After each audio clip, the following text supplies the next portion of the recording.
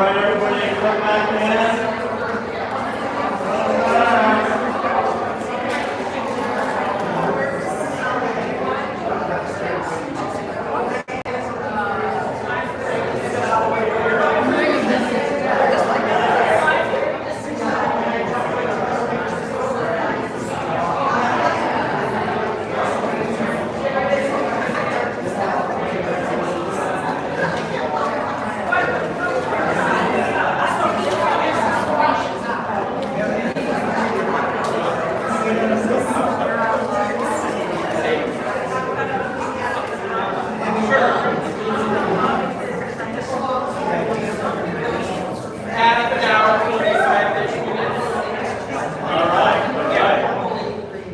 Hey everybody, how we doing?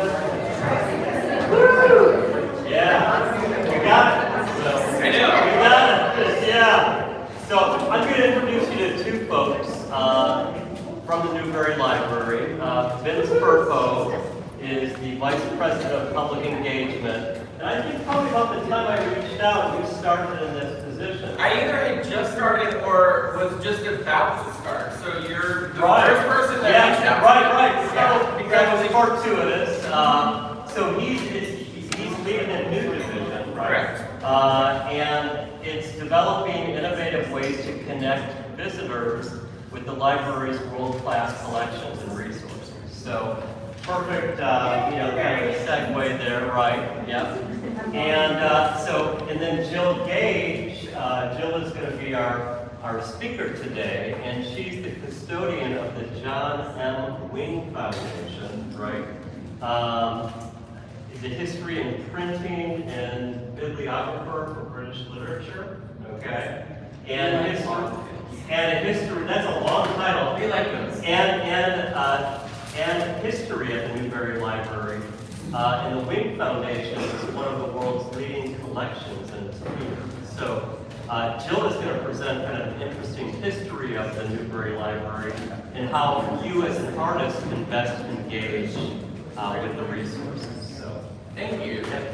So before Jill launches into her talk, I just wanted to do a brief introduction to the Newberry.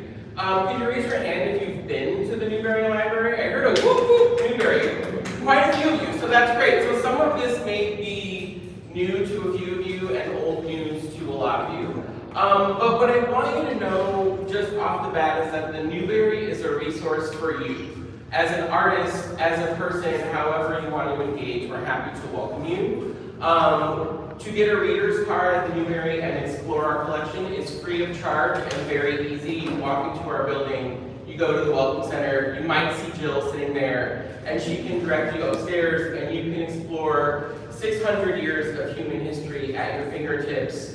And maybe it's inspiration for your art, or maybe you are looking to explore your family history, but we are there for a resource for you. Perhaps you want to take a class and join other lifelong learners in discussion, or attend free public programs, or just have a quiet afternoon going through an exhibition and shopping at our bookshop. Again, we are there for you, and we welcome you to the Newberry. I want to highlight just a couple of things that are upcoming that I thought might be particularly interesting to you all. We have an exhibition opening on September 8th. It will run through the end of the calendar year.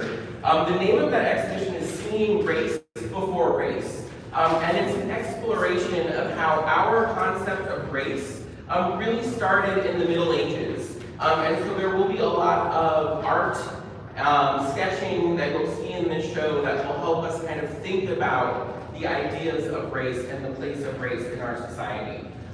Jill is going to be joining us on September 5th, along with Barbara Gaines, who was with Chicago Shakespeare Theater, and Greg Doran, who was with the Royal Shakespeare Theater, and they're going to do a program on Shakespeare's first folio, which turns 400 years old this year. So that's on September 5th. Rebecca Mackay, very popular Chicago author, will be speaking with Lauren Roth, another novelist, on October 4th. And on December 2nd, we're doing a really fun program on Mexican heritage through food and art. So that might be particularly of interest to you all, and I believe there will be some food there, so that's always nice for me. That's just a highlight of what's coming up, but please check out our website for more. And then lastly, we do have adult education classes. Though registration for those just start, I have some information here.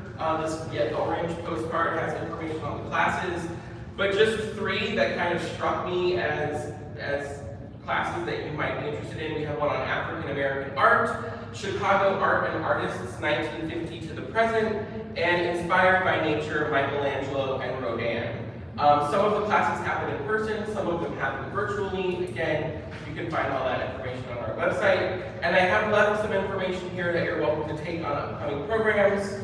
And then you'll definitely want to take one of these home with you.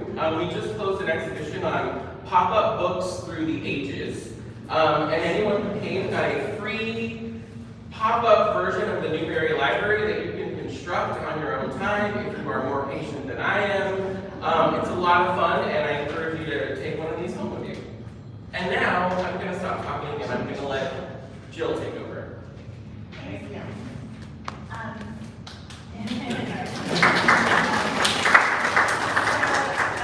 Thanks for inviting me here today. It's great to be here. So I am Jill Gage from the Newberry Library. I'll just explain my title slide a little bit. You see 2 different typefaces here, Cooper Black and Times New Roman. Those both have a Newberry connection, so I'm a big typography person. And then another strength of our collection is calligraphy. We have what I think is a very rare calligraphic example of Adam and Eve, and I'll talk about that a little bit later. So Cooper Black and Times New Roman, what are their connections to the Newberry? So Cooper Black is possibly the most famous typeface of the 20th century. It was actually, everybody thinks this is from the 70s usually. It was actually designed in 1922 by a Chicagoan named Oz Cooper. He was a lettering artist first, so he did signs and things like that, and he originally drew the lettering first. And then it became hugely popular in beginning of 1922. So we have all of Cooper's original drawings for it. We have the proof specimens, we have the type specimens where they advertised it with Barnhart Brothers and Spindler, which is a big Chicago type foundry. And it still gets used. I think it gets overused today. I kind of grew up in the 70s. Lots of television shows used it, different strokes. It's the Tootsie Roll. Branding is Cooper Black, so it's very Chicago. Then Times New Roman, which is possibly the most famous typeface of the 20th century, was designed by the man on the left, Stanley Morrison, for the Times newspaper in London. And he actually had my job at the Newberry for 2 years after the death of the curator. And so he was buying all of the books for the Wing collection. He hired the next curator, who's the little man on the right. So I do have to say that I feel like when you wake up, I wake up every day knowing that like the most famous type designer ever had my job, so I kind of feel like I already do a lot. And we have quite a lot of books that were owned by Stanley Morrison. He really influenced the shape of the collection. So what is the Newberry? If you haven't been there, I suspect that I'm not telling you anything you don't already know. We are an independent research library for the humanities, so we're a little bit independent, just means we're not connected to any university, like University of Chicago or Northwestern.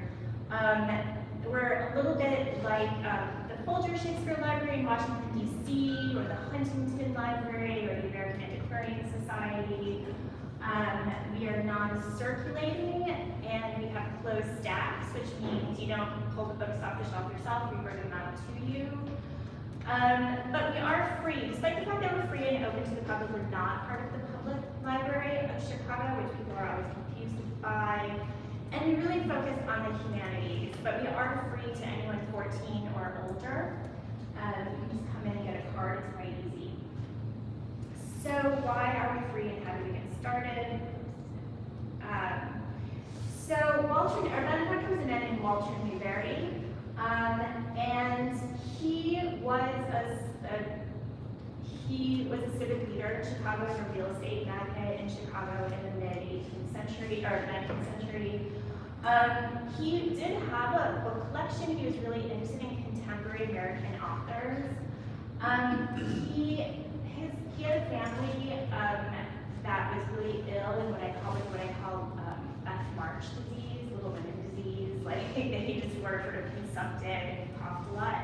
And so they went to Europe to take the cure, and he was meant to join them, and he died and were the ship going over. In 1871, his library was destroyed in the Chicago fire, so we don't have his book collection at all. He had these two young daughters who were really sickly, and he wrote in his will that if they died without issue, that he wanted his money to go to the building of a public library in Chicago, which did not exist in 1868. His daughters did die young. Julia actually died in Rome. She was buried in the only Protestant cemetery in Rome. And so when his widow died in 1887, there already existed a Chicago Public Library, which had been established after the fire. So that's why we are free and open to the public and sort of keeping with his wishes. I bring up Julia here in part because we have her diary. It's quite amazing. And she was an artist. And so she added lots of, this is a drawing of a wedding that she went to. She loved to make lists, and she would make lists like men I know, people I like. So it's really great, and she drew lots of charming sketches in her diary. She also did a sketch. She had a sketchbook that we have, and then she made this book called The Life of Two Future Old Maids, and she and her cousin Minnie decided that they would never get married, that they would live together when they got old, and that they would not allow any children as visitors, but they would allow men of all ages. This is old, I think it's out of print. It was quite charming, so I brought it. And we do have her original work at the Newberry, so we spring forth from an artist, if you will. So with the Newberry, so what is it? This is the front of the building, the facade, obviously. You look at the books in your reading rooms, that picture on the top is quite bad. There's art all throughout the library. Much of it is by George Healy, the 19th century portrait artist who came to Chicago and had a real Newberry connection, but we have a lot of other art as well, just kind of hanging on the walls. Otherwise, everything is kept in the stack building, which is attached to the library. It's like a big thermos that has 10 floors, and then the books are all kept on these climate-controlled stacks. So what do we have? We have, I feel like I've worked at the Newberry for 23 years. I feel like we haven't updated these statistics. So just add a little bit to this. 1.5 million books, about 5 million pages or 15,000 linear feet of manuscripts, 500,000 maps. As Nick said, the scope of the collection largely ranges from the Middle Ages through, this was through the mid-20th century, that's actually wrong, I would say through the present day. And especially at strong coverage for Europe and the Americas. That said, I've been looking at the oldest items in my collection. The oldest item that I have is an 8th century woodblock print from Japan. They were made, and I was really impressed at first. It's in a little pagoda. It's meant to be a charm. I don't have a photo of it.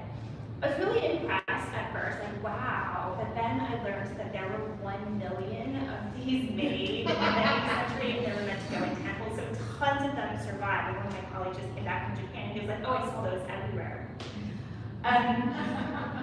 So I guess that's not so impressive. Is there a basement where there's things stored? Everything is stored in that separate building, and it's that itself is like that. I call it a thermos because it's entirely separately climate controlled. And there are 10 floors, so there are 5 floors to Newberry, and then 10 floors to that stack building. And there is a basement, which is you don't want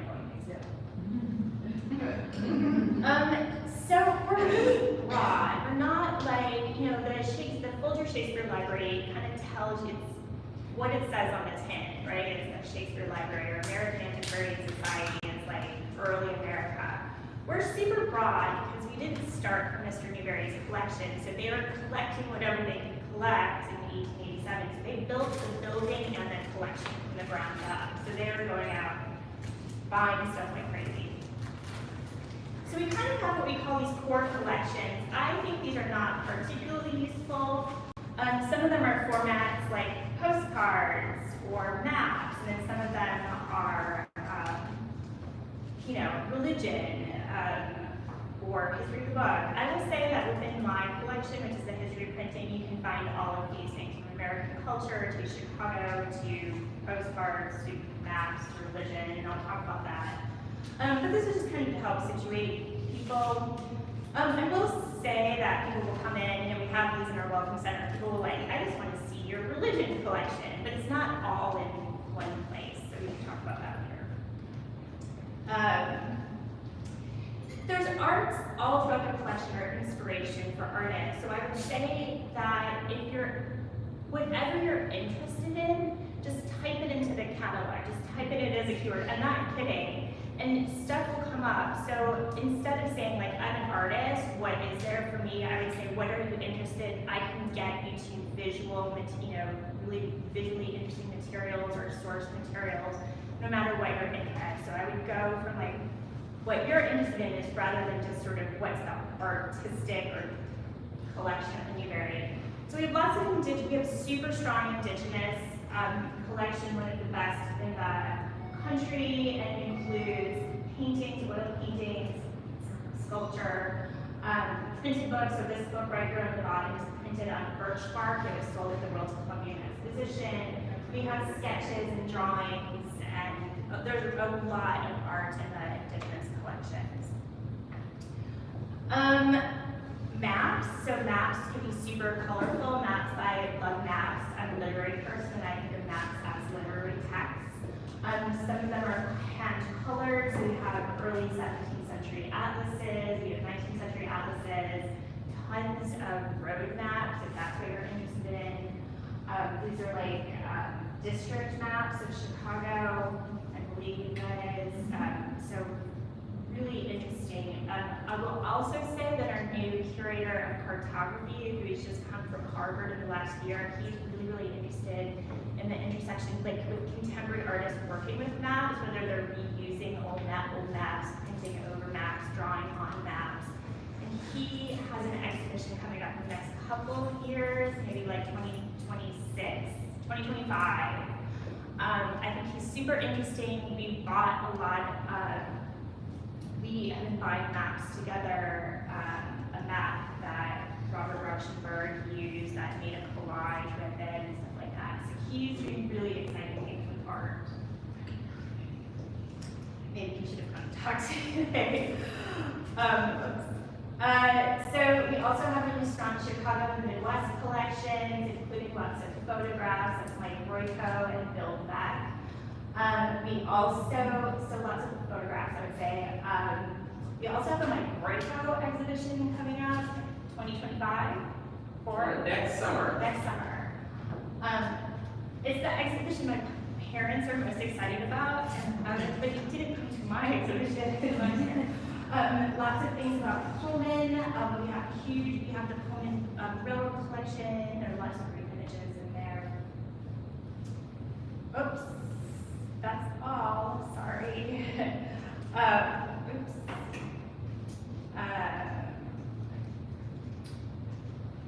Well, we'll just skip to this. This is what these are some specimens of religion and what would be counted under religion, and that ranges from early Bibles, medieval manuscripts. These are in my collection since the beginning. We have a collection of about 3,000 German American birth certificates from the 18th and 19th centuries. These are really good examples. These are printed borders that are hand colored, and they're usually filled in by hand. These are spectacular if you're interested in folk art and that period, and I'll talk a little bit more about these later. They get used a lot for genealogical purposes, but I think they're really spectacular when they're used, and they're very much about religion and art in early America and a culture culture that was brought over from Germany beginning in the 18th century. Music is another great strength, and again, it ranges from the Middle Ages through the 20th century. It's not artistic, but on the left we have a manuscript by Mozart that he wrote at 9 years old. He did just like he was going through an Italian phase at the time, I guess, because he wrote his name as Wolfgang Amadeus Mozart. And then we have several thousand pieces of sheet music, contemporary sheet music. And this is a collection that's arranged. This was really great. If you're at all interested in American pop culture, this is a fantastic collection of sheet music because it's arranged by subject. So if you're interested in horses or politics or electricity or Charles Dickens, you can pull out like a huge thing of sheet music about horses or electricity or and it's all right there. So it's super interesting to me. I use it when I did the big Shakespeare exhibition in 2016. There's tons of Shakespeare sheet music, circus stuff, and the covers are fantastic. And it's such a snapshot into pop culture, popular culture of the 19th and early 20th centuries. Postcards, a few years ago, we got a collection of like 3 million postcards. It's the Kurt Type collection. They're here in Chicago. Can be really great. We also have all of the proofs and markup, like the job folder. So we'll have the original photograph and then how it's marked up and changed, and we'll say remove the car, so those are super interesting. There are some of them are more interesting than others. We have several thousand of Holiday Inns. But it's, again, this is really interesting. This is really interesting to me because this company continually bought the most high-end printing equipment you can buy. And even today, if you want to see the most expensive, complicated printing techniques, go to a supermarket and look at cereal boxes, 4-color printing, that's super high-end. And they constantly bought it as it changed. So we also have some of their lithography stones. It's a fantastic collection. I think there's also a lot of inspiration here, and this goes really well. We have a big travel ephemera collection that this pairs really nicely with. So again, if there's a city that you're interested in, for example, or a state, these can be really fun for you. These are also these are called big picture postcards. So in the files, the job files for this, for example, we would have all of the images that go into the letters. We're really into the process of Newberry. So this is sort of the scope of my collection, discounting the 8th century thing.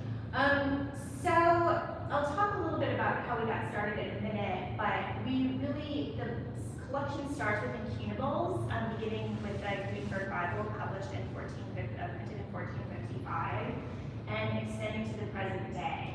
So we have lots of examples of early printing on the left, which is a book I'll talk about, up to contemporary artist books, which I continue to buy. I have about 15,000 pieces of printed ephemera in that collection. A lot of my other interests in Shakespeare, so I was thinking about this. So this is an artist book about Shakespeare. This is a piece of ephemera from the Shakespeare Tercentenary in 1864. And then I also have manuscript collections, what we call modern manuscript collections. So I have the papers of artists and designers and type designers. So this is actually original art for a book cover called Pinwall Murders. I'll talk about it in a little bit. So lots of ways to get into the collection. The Wayne collection is named after the man on your left, I call him Mr. Wayne. His name is Mr. Wayne. Some of my colleagues think it's weird that I refer to people from the past as Mr. Bull, Mr. Wayne, but I cannot think of any other John Mansfield Wayne he came to Chicago as a journalist, and he was a printer. So the man on his left is also a printer named John. In this picture, they're actually holding up pieces of type that spell out their names. He eventually became a publisher. He published two periodicals in Chicago. One is called The Landowner, the other is called The Western Brewer, which is about brewing, the brewing industry. He was really interested in illustration, as we'll see in a minute. He retired at the age of 44, which I'm also planning to do. And he spent the last 30 years of his life hanging out at the Newberry, really making books. Mr. Wayne hated books of the 19th century, even though that had made him his fortune. He thought they were really cheaply made. And he's right, they were cheaply made. And so he longed for the days when people made books by hand. So he spent the last 30 years of his life making these things called extra illustrated books. Technically, a book is called extra illustrated if it has anything added to it by its owner. So if somebody has a book and sticks in a portrait, tips in a portrait, that's technically considered extra illustrated. But the practice of extra illustration goes back to the 18th century, and there was a man named James Granger who was a portrait collector. And he published a handbook of all known portraits in 1775, all known portraits of English portraits, like the Book of Pets. And so people started sticking their portraits in the book. Like collectors would say, oh, I have a Henry VIII, and I have an Anne Boleyn, and I have a James I, or whatever. And then they started sort of making books and cutting up other books to make albums of these portraits. So James Granger, the practice was called Grangerizing, and Reverend Granger was really mad. He was like, don't put my name on it. But then people realized that they could do this to any book. And the ideal extra illustrated book would be if you found an illustration for every noun in the book, and added that to your book. So it became a little bit like what I would call hypertext. So the idea was, if you were reading a book and you saw a reference to Henry VIII, you'd look for every known portrait of Henry VIII. Then you'd look for every known portrait of every wife. You'd look for every house he'd ever lived in. You'd look for food that he liked. They could just go on and on and on. So Mr. Wayne was really into this. This practice fell out of favor in the late 19th century, about the time that Mr. Wayne picked it up. And what he did, but this totally appealed to him because this appealed to him so deeply that on the census he listed his job as illustrator. This was his job. He would find a book that he liked, and he would disbind it, cut it up, and he would inlay it to bigger sheets of paper, and then he would inlay thousands and thousands of portraits. So you might have one page of the original book and then 50 pages of illustration. He also made, and then he would have these rebound in the Newberry's bindery. So he made 375 volumes.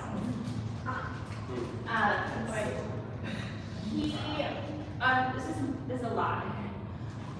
He was an odd guy. He also made these fake title pages for the books that were really all about him, all extra illustrated by him, and then he would also paste some, he found that initial, that decorated initial, and he would paste that on as well. So he had these printed, and then he always added this photographic frontispiece of himself reading Rabelais, and that's a fake Rabelais. It's a weird. So he added things like 17th century portraits. This is a 17th century fold-out map. Then he also added things like a postcard from the cemetery where he's now buried, for his home. And this is an advertisement for a seed store in Chicago.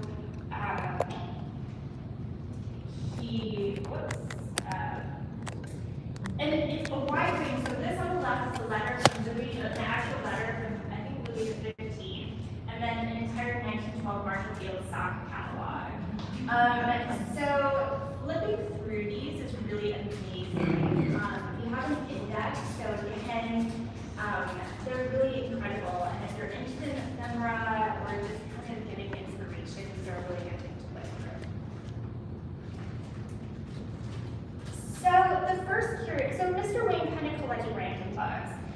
he died, he left in 1917, he left us a lot of money to build what he called the bibliographical collection.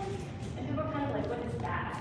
So the first curator decided that meant typography. And he worked on incunables, which are books printed before 1501, so that period from like 1455 to 1501.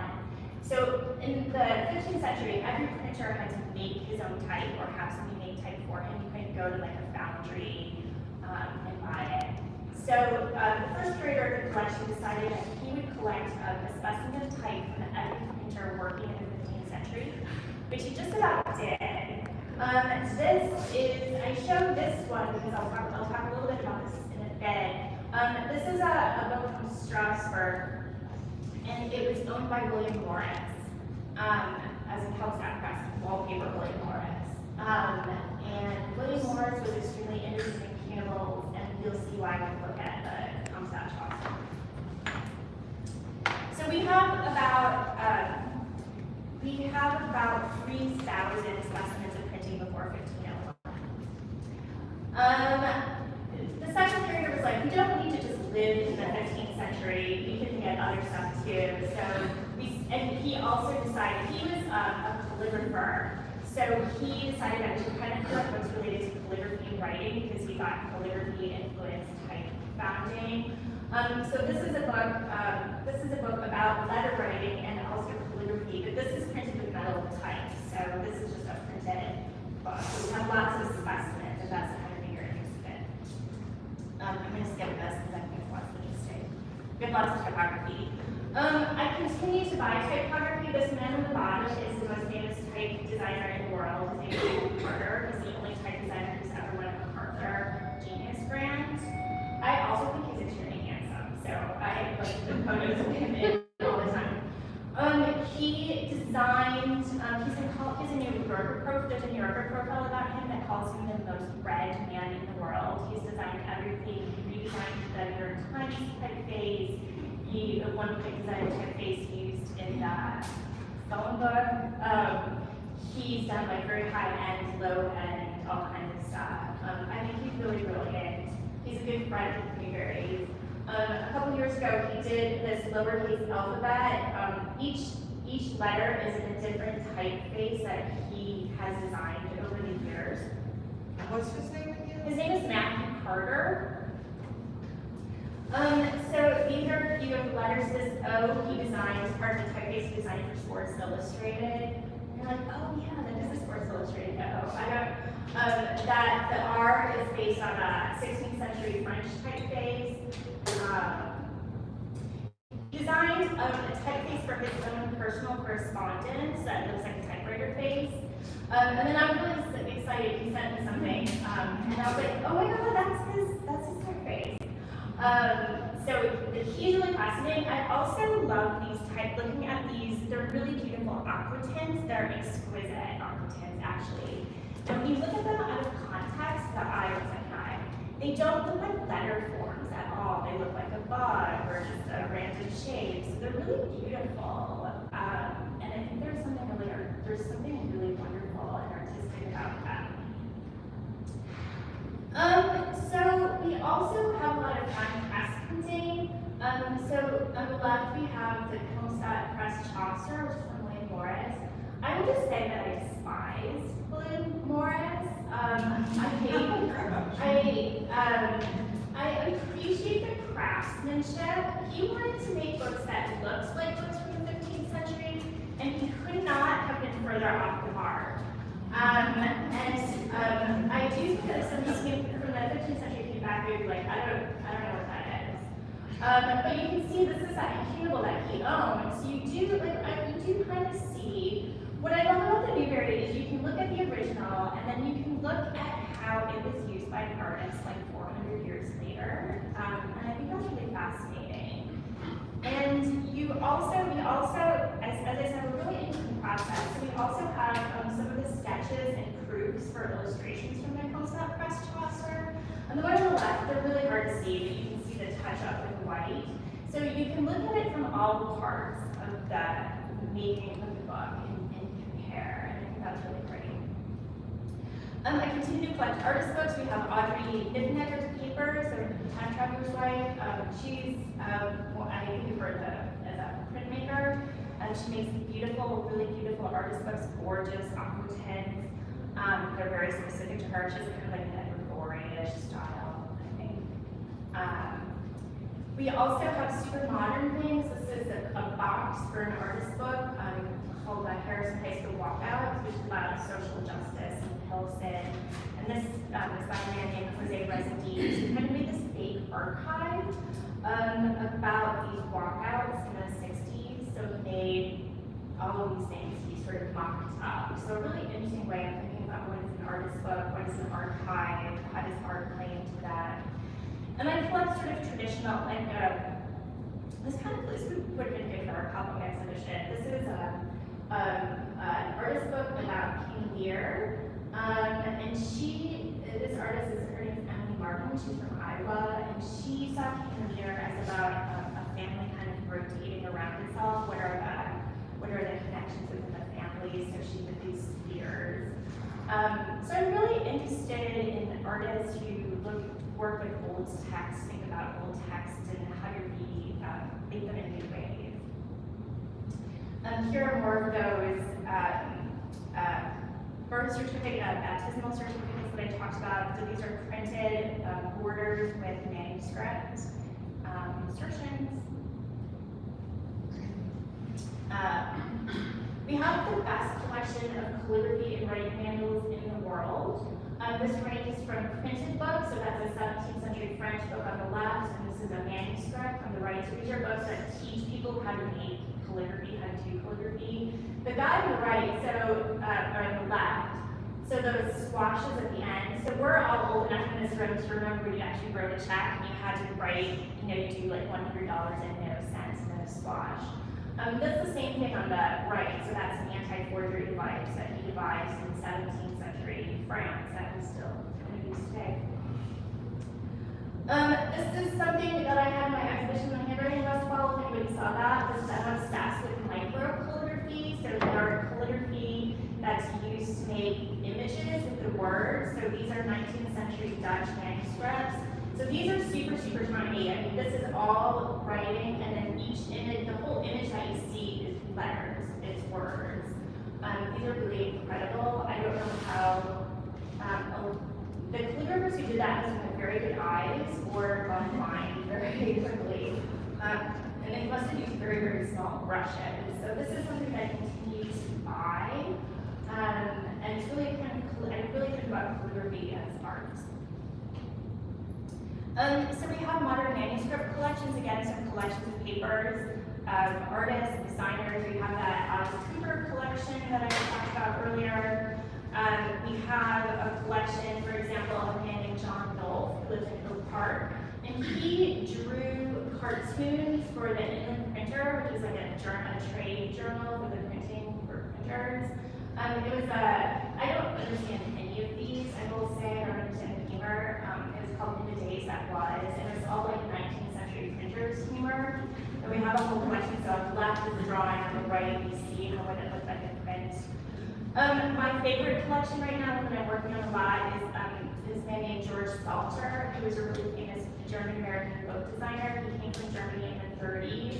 Because he was already so famous in Germany, he was the first American book designer to sign in all of his book covers, so he's super collectible. So we have all of his original art, including drafts. So he did the first edition of CAVA in English. So we have his initial draft on the left, and then the finished proof on the right. He hand-lettered, he was a calligrapher, he hand-lettered all of his covers, so he did not use any metal type. So every letter that you see is drawn. Everything you see on all of his covers is entirely drawn. So I think he's really fascinating. He did also a lot of these murder mystery series. And so again, everything's lettered. The Pinball Murders makes me laugh every time I see it. Just a lot. He always just changed the lettering, so he's really thought about it. And these were covers that were entirely, there's no images except for this tiny little check. He actually drew out this tiny little check that's like literally like that big and then ripped printed out and glued it on. But he just had a lot of fun with thinking about text as image. Like, he was super, super creative and wonderful. This is a really famous German book he did cover that's all text. A lot of his artwork is really beautiful. He used kind of like a, I don't even know what the technique is, kind of like a screen printing maybe somehow. So we have, these are so wonderful, and you can often see his initial sketches, the notes from the publisher, and then his changes. And it's really great. This is one of his favorite covers. It was for the Fabulous People, and he was so interested. He wrote so many notes. He was so interested in drawing these figures. He said we'd be so heartbroken if the client didn't want it. Again, all of this here, though, is entirely drawn. I buy artist books all the time.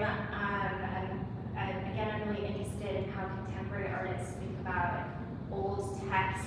So in 2016, there was an artist book through Book Arts in Virginia about the first printing of Hamlet.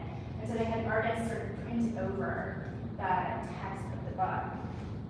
And I bought a copy in sheets, and then I have two more things to talk about. So I'm going to end by talking about, I really love work commissioning artists to do things for the Newberry, and I love putting artists together with scholars who work on other things but don't think about their work maybe in a visual way. I think there are a lot of interesting conversations that can be had. And I don't think those people talk to one another enough. So I asked, when this book about Shakespeare came out, it's called Bad Quarto.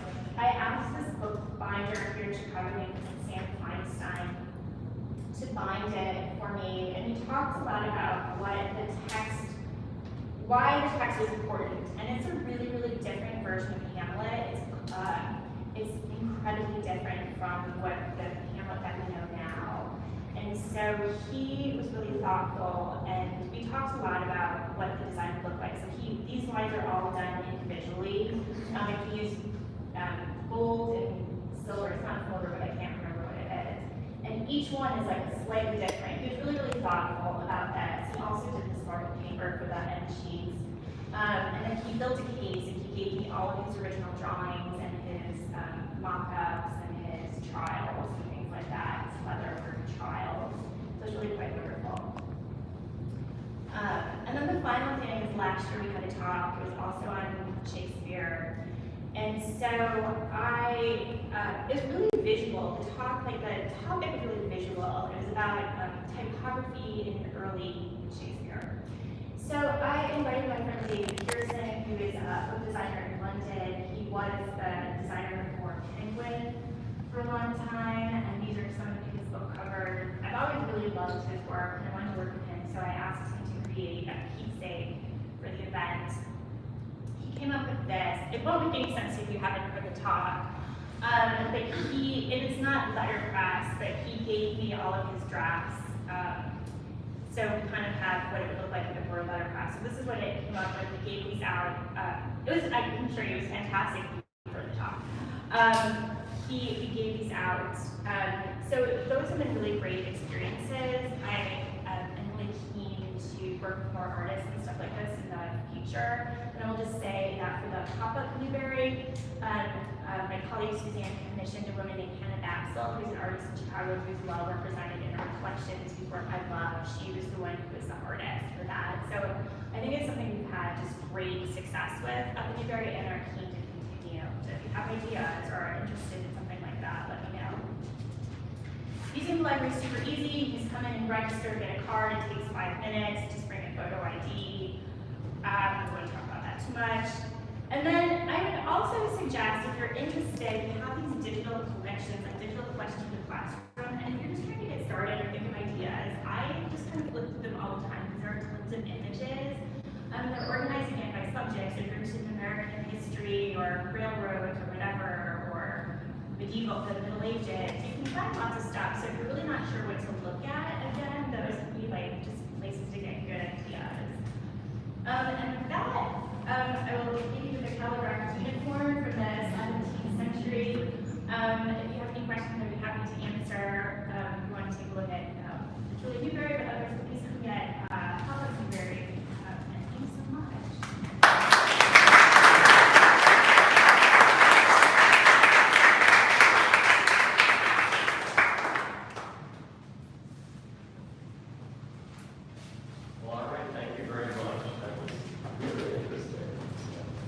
Any questions for